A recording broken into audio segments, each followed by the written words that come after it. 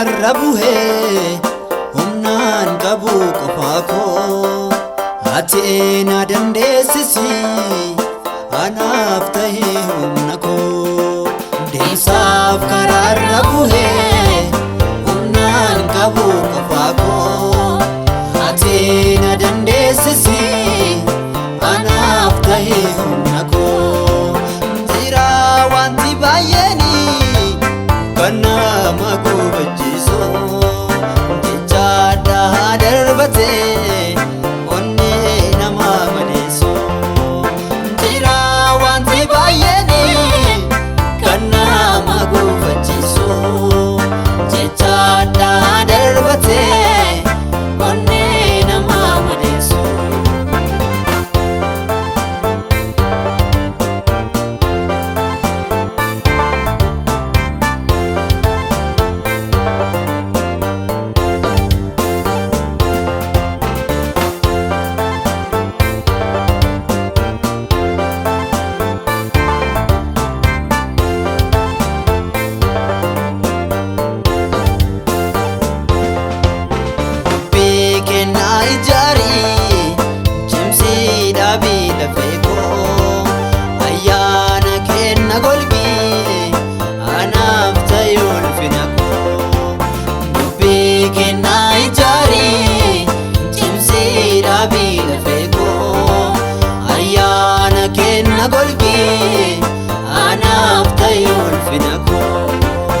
Ayyaanni kee yaa Gooftaa narraan jiru taanani kophaa koo waa hin baasu nanaaf eegaa garaate. Ayyaanni kee yaa Gooftaa narraan jiru taanani kophaa koo waa hin baasu nanaaf eegaa garaate.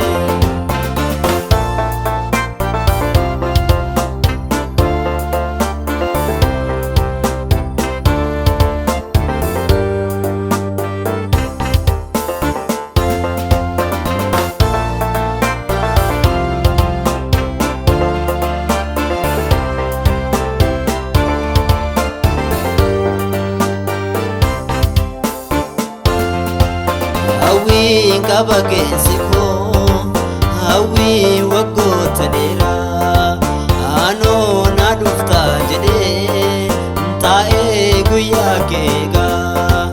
Hawwiin qaba keessi koo hawwiin waggoota dheeraa anoo na dhuftaa jedhee taa'ee guyyaa keegaa.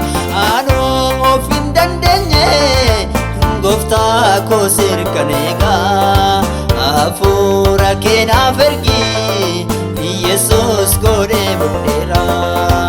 Anoo of hin dandeenye Gooftaa koo sirkaneegaa hafuura kee naaf ergi Yesuus godhee budheera.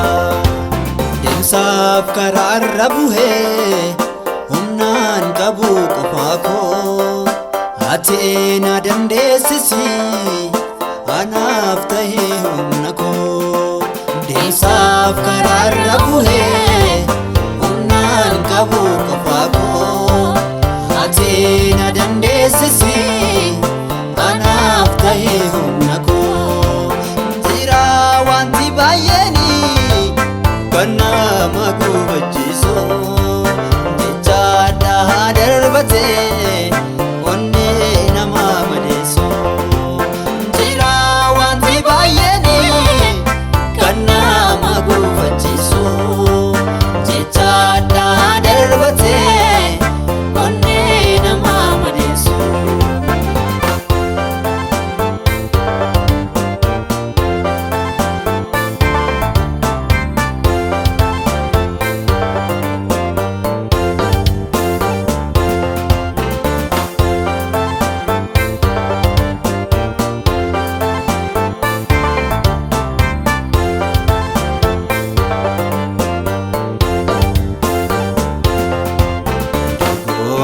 jalqabeera garuu fiixaan hin baafne kanoo humna kee malee kanoo fi koon abdanne dorgommii jalqabeera garuu fiixaan hin baafne anoo humna kee malee kan ofii koo nabdanne maaloo akkam na goota anoo sittan of kenne